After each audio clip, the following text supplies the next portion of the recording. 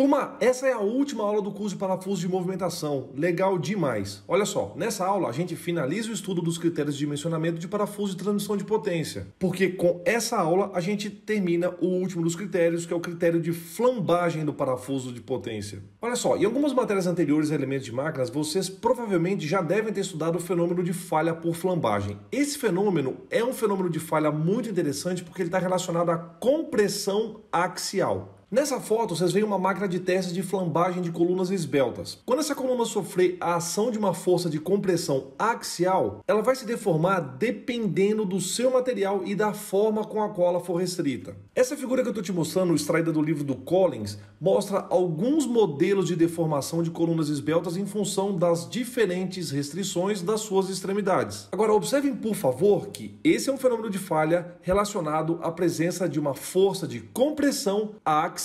Eu digo isso porque se porventura eu vier aqui nessa coluna esbelta e aplicar uma força de compressão transversal, essa coluna não estará sujeita à possibilidade de sofrer flambagem. Então, eu repito, eu sou bastante rigoroso quanto à definição do fenômeno de flambagem. A flambagem é um fenômeno de falha relacionado à compressão axial. E existem várias teorias de estudo de flambagem, como por exemplo a teoria de Euler e a teoria de Johnson. O meu objetivo nesse curso é simplesmente utilizar as teorias propostas por esses pesquisadores, tá? Meu objetivo, de forma alguma, não é explicá-las. Gente, o parafuso pode perfeitamente ser modelado através de uma coluna esbelta. Então, se o parafuso estiver sob compressão axial, existe a chance de acontecer flambagem no parafuso. E é por isso que eu vou apresentar para vocês esse critério. Mas eu quero deixar um aviso muito, mas muito claro para vocês, que é o seguinte: o critério de flambagem só deve ser aplicado em situações nas quais o parafuso está sob compressão axial. Nesse slide eu estou te mostrando o diagrama de corpo livre e o diagrama de esforço interno solicitantes do parafuso de movimentação que compõe aquele dispositivo que a gente já estudou do macaco automotivo. No caso do dispositivo do macaco automotivo, o parafuso de movimentação está atuando sob tração. Então, eu preciso categoricamente ressaltar que não faz o menor sentido vocês aplicarem o critério da flambagem para um projeto que o parafuso está sujeito à tração. Inclusive, se um dado exercício de prova ou projeto, o dispositivo durante o seu funcionamento não tiver ação de força axial de compressão e você porventura aplicar o critério de flambagem, eu vou considerar como um erro conceitual gravíssimo. E é por isso que mais uma vez eu aviso e justifico que, ao construir o diagrama de força normal, vocês precisam deixar explícito se o parafuso está sob tração ou compressão axial. Então, vamos equacionar esse critério de falha, que deve ser exclusivamente aplicado em dispositivos nos quais o parafuso está sujeito à carga axial de compressão. Para fazer esse equacionamento, eu vou novamente empregar o mantra da disciplina de elementos de máquinas. Esse ensinamento milenar nos diz que, para não haver falha, eu preciso impor que a tensão atuante seja menor ou igual à tensão admissível. Daí vem uma pergunta: como é que eu faço para calcular a tensão atuante quando existe apenas a ação de força axial de compressão? Responder essa pergunta é super trivial. Por quê? Com a ação apenas da força axial de compressão, a tensão atuante é de característica normal e ela é genericamente determinada pela divisão entre a força axial F e a área da seção resistível do parafuso. Bom demais. Daí vem a outra pergunta: como é que a gente faz para calcular a tensão admissível? Muito simples. É a tensão limite de resistência à flambagem do parafuso dividida pelo coeficiente de segurança da flambagem. Olha só, a gente costuma se referir à tensão limite de resistência à flambagem do parafuso por σFL. Daí, no caso de falha por flambagem, a tensão limite de resistência tem que ser calculada. E nessa disciplina, a gente vai usar duas teorias para determinar a tensão limite de resistência à flambagem do parafuso. Ou seja, o σFL pode ser calculado de acordo com a teoria de Euler, e aí no caso de empregarmos a teoria de Euler para calcular o σFL, ele é determinado através da multiplicação do módulo de elasticidade axial vezes π ao quadrado dividido por lambda ao quadrado. E daqui a pouquinho eu explico para vocês o que significa esse lambda aí. Agora, existe uma outra expressão para determinar o σFL, porque ele pode ser calculado também pela teoria de flambagem parabólica de Johnson. E aí, gente, de acordo com a teoria de Johnson, o σFL é calculado por, abre parênteses, 1 menos o lambda ao quadrado dividido por 2 vezes o lambda limite ao quadrado, fecha parênteses, e multiplica esse resultado pelo limite de resistência ao escoamento σE.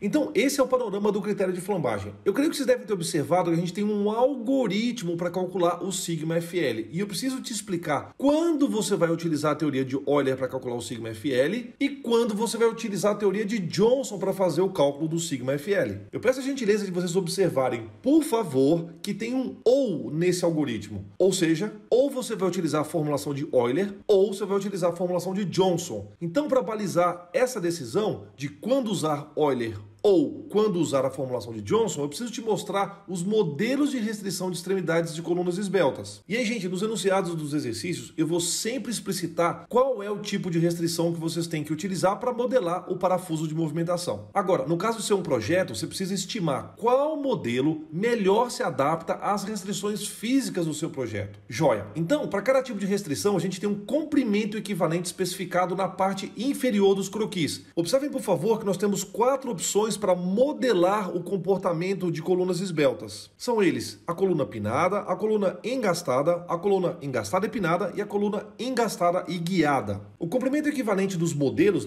é expresso pela variável L e Q. E vejam, por favor, que em cada modelo de flambagem, o L equivalente tem uma relação numérica com o comprimento livre que é medido entre as restrições das extremidades da coluna esbelta. E o comprimento livre é expresso através da variável L que está apresentada aí nos desenhos. Portanto, em função do tipo de modelo de restrição, a gente consegue calcular o índice de esbeltez característico lambda. Percebam, por favor, que a fórmula para calcular o índice de esbeltez característico lambda é independente do tipo de modelo, ou seja, essa fórmula vale para todos os tipos de modelos de flambagem para colunas esbeltas. Fazendo uma análise dessa fórmula, o índice de esbeltez característico lambda é calculado através da multiplicação do L equivalente por 4 e a sua divisão pelo D3. Então, o índice de esbeltez característico lambda é uma função do comprimento equivalente, que por sua vez é uma função do modelo de flambagem e depende da distância L entre os vínculos da coluna esbelta. Daí, para tomar a decisão entre qual formulação utilizar no cálculo do σFL, você precisa comparar o índice de esbeltez característico lambda, calculado através dessa fórmula mostrada para vocês, com o índice de esbeltez limite do parafuso, especificado pela variável lambda, com índice Lean. Obviamente, esse índice Lean se refere a limite. Daí, uma análise cuidadosa da expressão que possibilita o cálculo do índice de esbeltez limite do parafuso nos permite concluir que o lambda Lean depende exclusivamente do material com o qual o parafuso é confeccionado. Legal demais! E como já é esperado, eu lhes apresento uma lista das variáveis e suas respectivas unidades. Dessa forma, vocês conseguem estudar e terem também o registro formal de todas as variáveis que são utilizadas nessas expressões algébricas desse critério de falha. Então, retornando ao nosso algoritmo de escolha de qual das teorias deve ser utilizada para calcular o σFL, fica evidente que a nossa decisão será feita após uma comparação desses dois índices de esbeltez,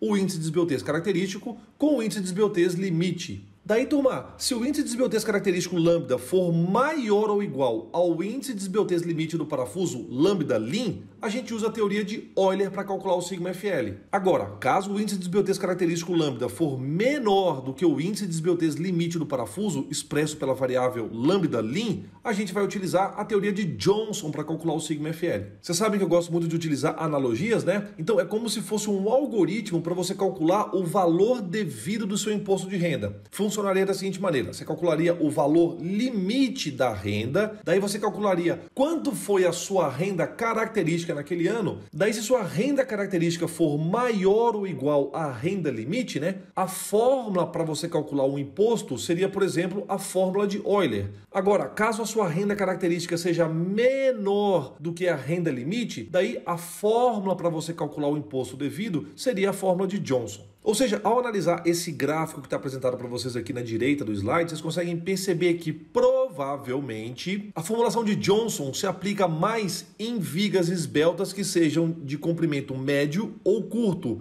Em compensação, a formulação de Euler é mais aplicada para vigas esbeltas que são consideradas longas. Daí você vai me perguntar, professor, o que é uma viga média, curta e longa? A resposta dessa pergunta é muito simples. Na verdade, quem vai responder essa pergunta vai ser você mesmo ao comparar o lambda com o lambda limite. Gente, na prática, para o critério de Euler, é recomendado utilizar coeficientes de segurança NFL que variam entre 3 e 6. Por sua vez, se você aplicar o critério de Johnson, a recomendação é que o NFL varie entre 1,75 e 4. Mas, para simplificar matematicamente, a gente vai seguir o mesmo princípio que, caso o NFL seja maior ou igual a 1, constata-se de que não há falha por flambagem nesse parafuso. Uai, bom demais! Então eu terminei de apresentar para vocês os 4 critérios de falha que acometem parafusos de movimentação. Agora eu vou abrir o formulário e te mostrar onde essas respectivas fórmulas estão localizadas. Olha só, inclusive eu acabei de atualizar o nosso formulário, então eu quero te mostrar esse que é o trecho no qual os critérios de dimensionamento estão apresentados para parafusos de movimentação. Vocês vão perceber que nós temos aqui o critério de esmagamento dos filetes, depois nós temos o critério de cisalhamento dos filetes, depois nós temos o critério da resistência mecânica, que utiliza o critério de von Mises para determinar a tensão equivalente atuante, e por fim nós temos o critério da flambagem, que foi esse que eu acabei de te explicar aqui agora.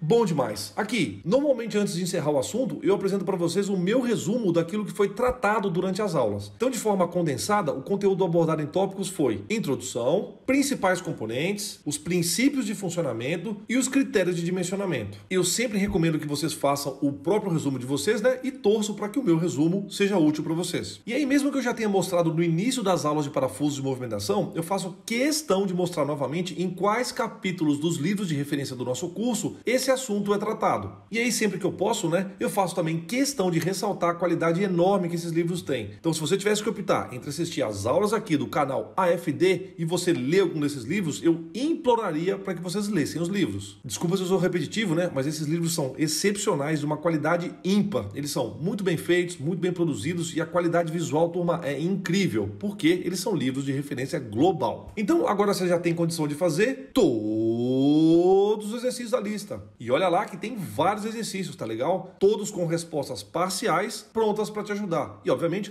com as respostas finais também disponibilizadas. E eu sempre insisto para que vocês montem as suas planilhas de cálculo, e também programem suas calculadoras para auxiliar na resolução dos exercícios. Daí, turma, na sequência do plano de ensino de elementos de máquinas 1, está previsto o estudo de parafusos de fixação. Então aí no canal AFD, essa vai ser a próxima matéria que vocês vão encontrar. Então, como de costume, no fim de cada grande assunto tratado, eu declaro como encerrado o curso de parafusos de potência ou parafusos de transmissão de potência, ou também chamada de parafusos de movimentação. Eu espero que vocês tenham apreciado o conteúdo. Até mais ver. Fim! Obrigado!